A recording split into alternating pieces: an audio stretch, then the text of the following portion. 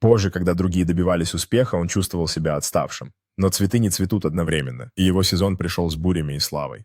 Читая свои записи, он начинает осознавать, что каждый шторм на его пути делал его сильнее и готовил к моменту, когда он наконец зацветет. Теперь он понимает, что его время пришло, и он готов встречать мир с открытым сердцем и новыми надеждами.